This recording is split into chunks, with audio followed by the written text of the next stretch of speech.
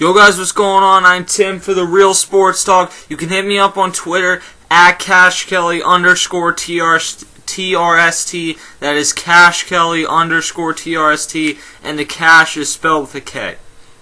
This is day 25 of our MLB season previews. You can go to youtube.com/MrKelstar, click on the playlist, and go to MLB season preview, and it will show you the first 24 teams we've done. I believe the Yankees are next, and today we are going to do the Philadelphia Phillies, the 2011 NL East champions, won 102 games, but ultimately had a very disappointing collapse, really, in the playoffs to the St. Louis Cardinals, and went home early for really the second straight year in a lot of people's mind.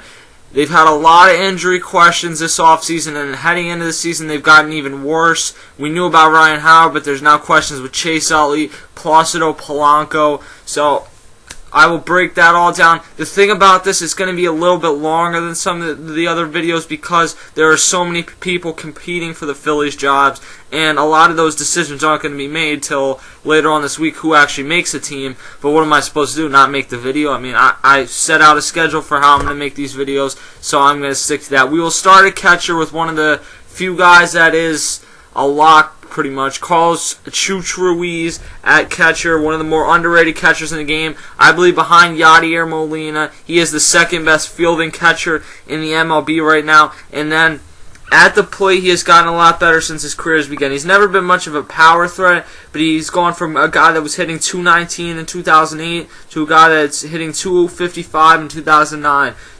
Even 302 in 2010, where he was arguably the Phillies' best hitter, and then last year hit 283 with 6 home runs and 40 RBIs. His best quality is behind the plate, but he has become a much better hitter since being called up in the MLB 5 or 6 years ago. So I like what Carlos Ruiz has done overall throughout his career. The problem with him has kind of always been staying healthy. The most games he ever played was last year, 132. Now, catchers aren't going to play 162 games in most cases, but he's just had a lot of injury questions. And as he gets up there, he is a free agent at the end of this season, and he is 33 years old, 34 years old, somewhere right in that area. So you begin to worry a bit. Will you see a drop-off this season? I don't know. I mean, there's nothing that we've really seen to suggest that, but catchers can fall off awfully quickly, so I'm just making light of the fact that that is a realistic possibility. Brian Schneider will be the backup, and I may be a little bit biased to this guy because I met him. He went to the same high school as me, and he is a great guy. But a lot of people got mad at the Phillies for re-signing him because he hit 176 last year and 240 the season before, the 2 years he's been here. Bottom line is, A, he hasn't gotten enough at-bats for that number to really matter. And B, he's not there for his hitting ability. He's never been a great hitting catcher unless he was facing the Phillies. But the thing that has made him so good is he's always been so solid behind the plate. Now, unfortunately for him, they already have a guy so solid behind the plate, but he's been the catcher for Vance Worley. He really worked well with Vance Worley last year, and that is why he was back on a one-year deal this season. He's 35 years old, from the area, as I said, Northampton, Pennsylvania to be exact. And Brian Schneider, I actually think he's a pretty solid backup catcher. Now, first base is where, I mean, as we get to the sexy positions, I guess is what you want to call them, in the infield, that's where things begin to get tricky. We'll start with Ryan Howard at first base.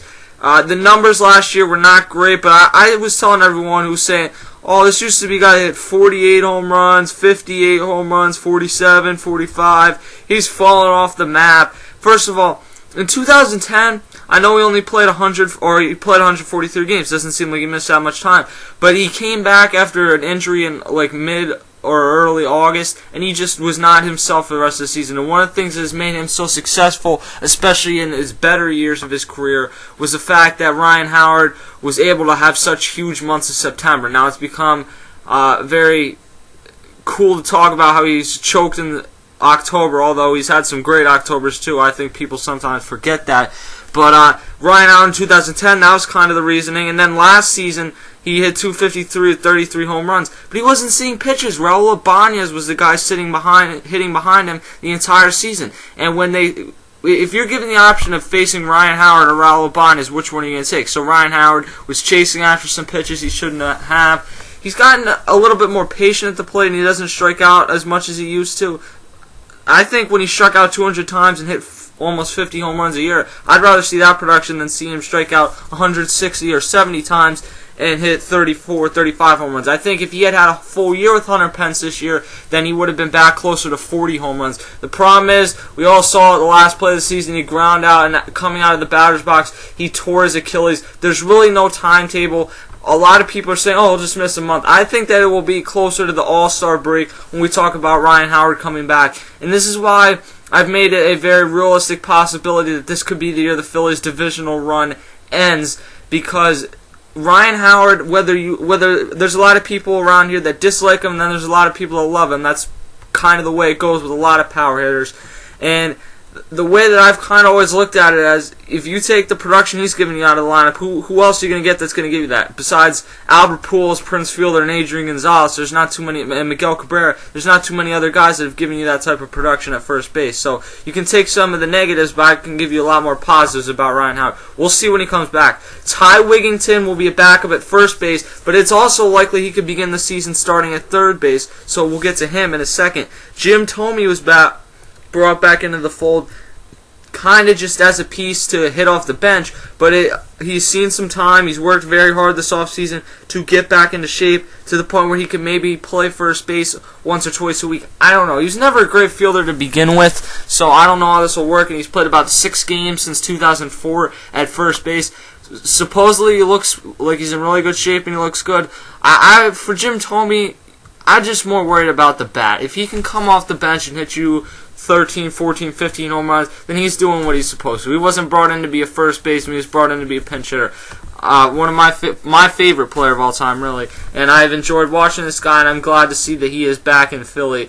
And if you haven't figured out by this point, I'm a Phillies fan, but I'm also giving you a realistic look down at this team. Chase Utley at second base. Here's where I just kind of say, and people call me a fake fan or whatever for this. Whatever. I really don't care. Chase Utley used to be a guy. Let's look at 2007. In 132 games, he missed part of the season because he got hit by a pitch and broke his hand. This guy had 332 with 22 home runs. There were years in there where about a 5-year stretch from 2005 to 2009, where this guy was hands down the best second baseman in the MLB. Joe Morgan said that he believed Chase Utley would be the best second baseman to ever play the game before it was all said and done. And the last 2 years, I don't know exactly where it went wrong because he's had some hip problems. Now he has chronic knee problems. But the place where I really remember going bad was in 2010 in July. He slid into second base and he broke his hand. And I know this has nothing to do with it, but ever since then, Chase Utley's just not been the same. He has very little pop at this point. In 103 games last year, only hit 11 home runs, hit .259. So, I mean, he's still probably an above-average second baseman at the plate. The other thing I've noticed people have talked about his hitting, and I don't think his hitting's ever getting better because I don't think health-wise he's ever getting better. But the other thing people haven't talked about, he was a Gold Glove caliber. I don't know if he ever won one, but he was a pretty solid fielder at second base. And ultimately, over these past few seasons, we saw in the playoffs in 2010 and then last year, overall just throughout the regular season, his fielding is not half of what it used to be. Chase Utley, quite honestly, he's going to miss opening day. He's got 2 bad knees. I think his career is essentially over. I mean, I'm not going to say that he can't come back for another couple of seasons, hit 10 home runs, but the days of Chase Utley hitting 330 with 30 home runs, being in the MVP race, those days are long gone, and I think that people who still believe that Chase Utley is going to come back, they're just not very realistic. The guy who could begin the season, now Hector Luna is making a push. I could not find too many stats on him. But Hector Luna, a guy who's been a utility man all around the MLB for quite a long time now, is making a push for this, so he may end up being the starting second baseman. But let's go on the assumption that he is not. Freddie Galvis, a rookie who is a shortstop naturally, but obviously they have Jimmy Rollins there, and that's one of the few positions that they don't have issues at the moment. Freddie Galvis coming up. He looks like he's going to be a very, very good fielder because he's already was supposed to be a very good fielding shortstop. So you would assume, I mean, people make it out to seem, second base is easier than shortstop, so he'll be a great fielding second baseman. It's a tough transition to going to your left to going up the middle, going to your right. But once he gets everything down, I think he will be a good fielding shortstop. The thing that people always said is this guy he's not a hitter. kind of the old style shortstop where you get the fielding and the speed, but he's just not a very good hitter. He's shown some signs this spring. Ultimately, I don't think he's a starter in the MLB, especially now, but he's going to be thrown into that position in all likelihood this season. Jimmy Rollins, the starting shortstop, the guy who's been here since 2000, and his career, it's been a very nice one. He's not a Hall of Famer, but he's one of the better Phillies of all time, and what he's done throughout his career is very impressive. The pop has somewhat came back last season in 142 games. He had 268, 16 home runs, and 63 RBI, signed a 3-year, $33 million extension this offseason to remain with the Phillies. And Jimmy Rollins is still one of the top 5 fielding shortstops in the game. And when you get that mix, and the fact that he still can hit, he's not the same guy that hit 296 and 30 home runs and stole 40 bases and hit 20 triples and 20 doubles in 2007, but he's still a very good hitter compared to most shortstops in the MLB. You couple that, the Phillies really didn't have a choice except to keep Jimmy Rollins if they wanted to contend, because Galvis was not ready, and obviously, if they didn't have Galvis playing second base right now, you don't even know what they'd be doing in that situation. So they're lucky that they locked up Jimmy Rollins. He's about 33 years old. I think he has 2 or 3 good seasons left in him at a similar level that he's at. We'll see what happens with his fielding. That 34, 35 is kind of where it goes down for, look at Derek Jeter, where it goes down for fielders at shortstop. So we'll have to see. Obviously, the third base position could be open in a couple years, so maybe that's a position you could see him transition to. Ty Wigginton, in all likelihood, well, actually, I'll get to him in a second. Michael Martinez was supposed to be the guy that was getting the looks at second base. Ultimately, broke his foot, is out 6 to 8 weeks, something like that. I don't like to just straight up say that players suck. But from what Michael Martinez showed last year, hitting 196 with 3 home runs and 24 RBIs, stole 3 bases. Wow.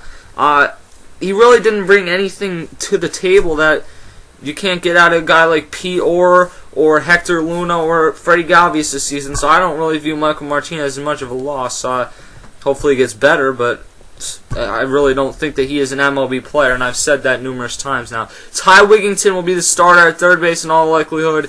Ty Wigginton will give you a lot of pop. He's never been a great average guy, but he can probably hit 20 home runs if he's given the full season. So the idea that the Phillies are screwed if Polanco doesn't play this season is kind of wrong. You'd prefer to have Placido Polanco in your lineup, or at least the old one, because older Placido Polanco of 2 or 3 years ago, because he gave you a great average and a lot of contact. But Ty Wigginton is a very good backup to have and a nice insurance plan. Placido Polanco in the final year of his deal, 37, 38 years old, somewhere right in that area. Another guy that I kind of look at like Chase Elliott, and I say, he's a very, very good player back in the day. Hit 341 in 2007. And he's shown signs of it the last 2 seasons, but really what he's done, especially what he did last year, he had a great month of April, and then it just all went downhill from there. He can't stay healthy anymore. Hit 277 with 5 home runs and 50 RBIs. And people always say, well, he doesn't strike out, but they say he puts the ball in play. A lot of the times, he just pops out or rolls the ball over to third base. I think that he's a very good player, and he always has been that, but I think it's kind of overrated how underrated he's been throughout his career. People have always said, oh, he's so underrated, he always puts the ball in play. Well, a lot of times over the course of his career, there's been years where he's done that, but it hasn't necessarily been as productive as people make it out to see. He's still a good hitter, I'm not taking that away. I really don't think he has anything left in the tank, to be honest with you, but we'll see this season. John Mayberry Jr. could be the starting first baseman on opening day. But once things return to normal, Mayberry will be the starting left fielder. Broke out last season because he had been there in 2009, 2010, and was pretty much a terrible hitter that could walk up to the plate. You could call when this guy's going to hit a home run, but that's about all he was good for those 2 seasons. Last year, he really broke out. His issue was hitting against righties, but with Raul Ibanez gone, he is going to be the starting left fielder once things return to normal in all likelihood. And he had 273 with 15 home runs and 49 RBIs. That's in 267 at-bats. People are trying to say he could be the next Jason Ware. I think that you're taking it a little too far with that. He's 28 years old, good outfielder, huge body. I like what I've seen out of the guy. I think that he can hit you 22, 23 home runs over the course of a year. really his issue is hitting off righties, and he's going to have to improve on that. Lance Nix, who they brought in, is another really solid backup. This team, if they had everyone there, I think would have been a World Series favorite. I don't put them in that spot anymore just because of all the injuries and the fact that I don't see them coming around hitting during the playoffs with this team. But bench depth has really been a key thing throughout the playoffs in the last 2 years, especially last year with the Cardinals, and they did a really good job of revamping the bench this offseason. Lance Nix, 250 with 16 home runs and 44 RBIs. Essentially, he's going to give you the same numbers as Raul Ibanez, except he's going to give it to you for a much cheaper price, and he is not necessarily locked into being a starter. He'll probably begin the season as a starter, and the Phillies are going to just kind of have to piece it together. There could be days where Mayberry plays first and he plays left. There could be days where Tomey plays first and Mayberry plays left. There could be days where Wigington plays first and Galvis plays third and Hector Luna plays second. And it's kind of nuts considering where the Phillies were in terms of how good their lineup was in 2007 and 2008 and how much of a drop-off it's taken over the past few years. The two guys competing for the final outfield positions are Scott Podsednik and Juan Pierre, two veterans who have been through World Series title runs in their career. Both of them have the ability to play center field and left field, although Podsednik is a much better fielder than Juan Pierre. Juan Pierre also has a bit better speed, but he probably does not give you the same amount of ability at the plate. The one thing that goes in Pierre's favor is that he played in the MLB last season while Podsednik was playing for Lehigh Valley Iron Pigs last year, I believe, the Phillies AAA team. So I think that the leg up is going to go to Juan Pierre. If I honestly had to choose someone, I think that Scott Podsednik would be the better option. Either way, you're going to have a veteran on that bench. I don't know if it's going to be a game changer no matter what. Neither of them bring a ton of pop to the table, which is kind of something this team needs, but they could give you a nice average. It really depends because both of them over the past 2 or 3 seasons that they played in the MLB, they had up and down seasons. They'll give you years where they'll steal 60 bases, and then they'll give you years like last year with Pierre where he only stole 20 bases or 27 or something with the White Sox. And the average probably isn't going to be what it once was from either of those guys, so people expecting that are kind of wrong. Shane Victorino on a contract year in center field. The center field and right field positions are two ones that are at least look good on paper. Victorino, one of the top 6 or 7, maybe even top 5 center fielders in the MLB, hit 279 with 17 home runs and 61 RBIs, is a major base stealing threat, although he did not steal nearly as much last year. And a part of that, I believe, has to do with the fact that Davey Lopes was not there as a first base coach anymore as he moved out to L.A. with the Dodgers. But I think he needs to steal more bases this year. But ultimately, he's giving you about what he's going to give you as a hitter. I think that the Shane Victorino that used to hit 293 with 10 or 12 home runs is a lot better than the one the last 2 years that's going to hit you about 265 with 20 home runs. But that's just my thoughts on that. And Hunter Pence will be the starting right fielder. Came over in a deadline trade last season, 28 years old, hit a career-high 314 last season. Really do not see any reason why he wouldn't hit over 300 this year, about 25 home runs. I think that people... I think he'll probably top 100 RBIs, but people saying that he's going to win the MVP, the guy's going to start the year probably hitting cleanup with John Mayberry Jr. hitting behind him. I mean, I'm not trying to take away from John Mayberry. He's a nice player, but you really think that he's going to see enough pitches throughout the season to get great looks, and then once Ryan Howard comes back, who knows what you're going to get at him? I mean, part of winning an MVP for the most part, and there are some exceptions, is getting great production around you so you can be in a position to hit a 3-run home run instead of hitting a solo shot, so your RBIs look better and everything. And I'm just not sure Hunter Pence is going to be in the right positions for that. And I mean, he's a really, really good overall player, but I wouldn't put him in the MVP caliber, to be honest with you. And then you get to the pitching, which Phillies fans are certainly going to get a treat with again this season, at least from the first 3 starters. After that, I do have my questions not only about the back of the rotation with this team, but also I do have some questions in the bullpen. I'm not saying it won't be good, but I have some questions. We'll start with Roy Halladay. I mean, how much needs to be said about Roy Halladay? Honestly, the guy is a first-ballot Hall of Famer. He's been the best pitcher in the MLB over the last 10 years. People try and make cases for other guys. I mean, I really don't see it. He throws complete. He'll give you 6 or 7. He'll give you. Let me put it this way.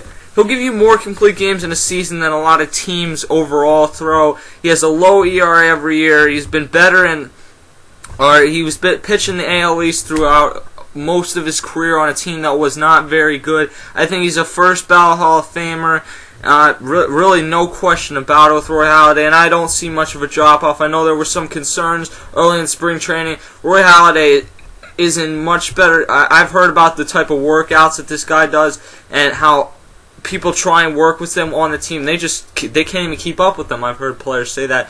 I think it was Tyson Gillies who said that, and he is a machine. The definition of it, maybe not Albert Pujols, but he is a machine. He goes out there, gets a job done every year. He'll give you 17 to 20 wins and a solid ERA. So I don't think I need to say too much about Roy Halladay. Cliff Lee, pretty much the same thing. He's given you 200 innings for the past 4 seasons, including a Cy Young in one of those seasons with the Indians. Since coming to the Phillies, he's looked really impressive. Finally signed that 5-year deal, got to settle back down with the Phillies last offseason. Had a great first season back, 17-8 with a 2.40 ERA. I'm not sure you're going to get quite that good this year, and one of the things that was the issue with him last year is he ended up with a 2.40 ERA, but he had a run in there where he just was not very good.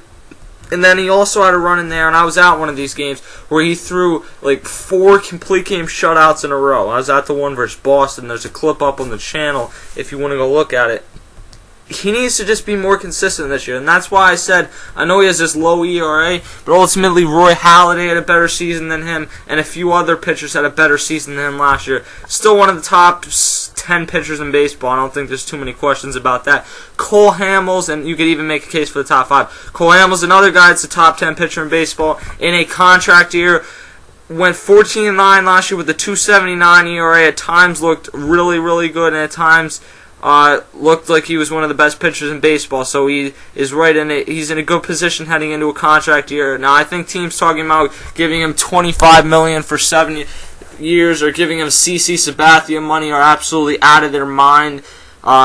He does not work the same way that a C. Sabathia does. He'll give you 3 complete games, but there's a lot of games where Cole Hamels goes 6 or 7 innings, and he's at 110, 115 pitches, just because batters work the count against him a lot, and sometimes it takes him a while to get settled in. Roy Halladay and Cliff Lee are better pitchers than him because they get settled in quicker and they go deeper in games. They're more of that workhorse type. And if you're going to give $25 million to someone, it is not Cole Hamels. I hate to put it that way. I think he's worth about $17 or $18 million over 5 or 6 seasons, but not $25 million. Overall, though, Cole Hamels could very well compete for the Cy Young this season. I'm not taking that away from him, and he may end up proving me wrong. He may throw more innings, but I don't think that would necessarily be a great idea to push his innings more than he did last year because he's had some health concerns with that elbow throughout his career. Vance Worley at the number 4 spot finished 3rd in Rookie of the Year voting. I have my questions about Vance Worley because, yeah, he went 11-3 in 131 innings last year through a complete game against the San Francisco Giants. But overall with him, he really struggled down the stretch last season, did not look nearly as good in September, and we saw this the other year with Kyle Kendrick. He came up, looked like he was going to be this next number 2 starter, number 3 starter. That was before he had Halladay and Cliff Lee and Roy Oswalt back then, and I'm just not sure that he couldn't end up being that same thing. I like him. Everyone wants to fall in love with the nerd glasses that he has. Ultimately, I think he's going to give you an ERA close. I don't know exactly where I want to put him as the ERA, but I think he'll be closer to 4 than he is to 3 this season. That's my guess. Joe Blanton at the number 5 spot in the final year of a contract where, let's be honest, he's been stealing money, making $10 million this year for a guy who's never had an ERA under 3.90 since 2005. Joe Blanton is a great number 5 star. I would not even act like he isn't. As long as he gives you the production that you were used to from like the 2008 and 2009 Joe Blanton, and not what he's giving you the last 2 years. The problem with him last year was staying healthy, and also the problem with him is getting out of that first inning. If he can get out of that first inning, he's going to give you 5, maybe 6 innings, and that's pretty much it for Joe Blanton. And if you can get that out of him, then that's the type of games where you have to allow your bullpen to win you the game in most cases. You hope that he gets out of there, gives up 2 or 3 runs, maybe even 4, because it's still winnable. But your bullpen has to win you the games that he's going to pitch. There have been some rumors out there that teams like the Blue Jays and I think it was maybe the Reds have been scouting Joe Blanton for a potential trade, so we could see we'll see what happens there. The Phillies locked up Kyle Kendrick, who was essentially his successor. They signed him to a 2-year, $7.5 million contract this offseason. I mentioned how he came up, was not as good. He's a nice number 5 starter, I think. I think it's nicer to have the luxury of bringing him in as a spot starter because I think he settled in nicely in his bullpen role last year. Started 15 games, had 34 total games, won 8-6 with a 3.22 ERA. But Kyle Kendrick is probably a better pitcher than Joe Blanton at this point, if I'm being honest. The big 4 in the bullpen, we'll start with Michael Stutz. Last year came up, had a huge season through like August and then struggled throughout September and in the playoffs. Went 6-2 with a 3.63 ERA. I don't know what to expect out of him, and let me also get to Antonio Basardo and Jose Contreras, but that's for different reasons. Basardo came up last year after being a starter early on in his career and looked filthy, 6-1 to 2.64 ERA, but he struggled mightily in September. I don't know what to expect out of these guys because of the huge amount of innings they jumped last season. It's really tough to tell what they're going to be able to give you this season. And what we saw late in last season was their arms just kind of got tired. Some guys, they'll build up strength in the offseason, and having that experience will better prepare you. Or other guys, it'll take a year for them. They'll have a bad year because their arms just can't get used to it quick enough, and then they'll come back the next year. Unfortunately for the Phillies, they kind of need these 2 guys this year if they are going to really make a run, so we'll see. Jose Contreras missed just about all of last season, started this season as a closer because of Brad Lidge's injury before losing the spot because of injury as Ryan Madsen took over, who now has torn his Tommy, or needs Tommy John surgery. I don't know. I think at age 42, Jose Contreras has pretty much given you what he's going to give you. He gave you a really solid first season here. And, I mean, he didn't look terrible last year, but he did not look good. The numbers really kind of do lie because he had trouble controlling the ball and keeping the ball down last season. If he can give you the 2010 Jose Contreras, then you'll take it. But ultimately, I think that at age 42, he's kind of done. Jonathan Papelbon is the solid rock, basically, of this bullpen, and I have no questions about him. I know he had some struggles late last season, but the bottom line, he had a 2.44 ERA, blew only 3 saves.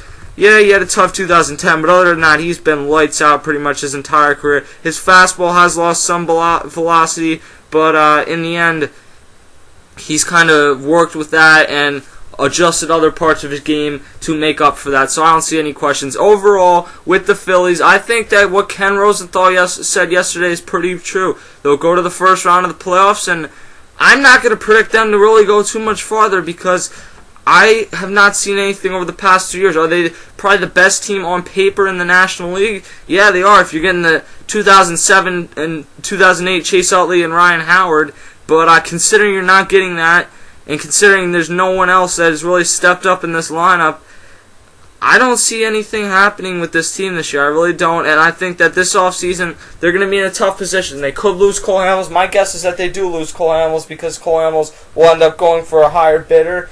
And they're going to be in a tough position. They can decide, okay, we can try and retool a little bit and fix a few things here, or we can just ride it out with this group. I think the retooling idea would probably be the best one, but the problem is they're going to have to work with Polanco's gone at the end of the season, but they're going to have to work with getting rid of some of the players that are on this roster to clear cap space to sign guys, or they're going to have to trade guys on their roster because they really do not have any minor league system left above single A, and single A is even a little down because of the Hunter Pence trade last year. So big trade-wise, not going to happen this year with the Phillies. This will be the year that run ends as far as making those huge deadline deals. Overall, I think they'll win about 93, 94 games this year, and they are still a dangerous team with that pitching staff going to the playoffs. I'm just saying my honest thoughts. I do not see them going past the first round. See you guys later.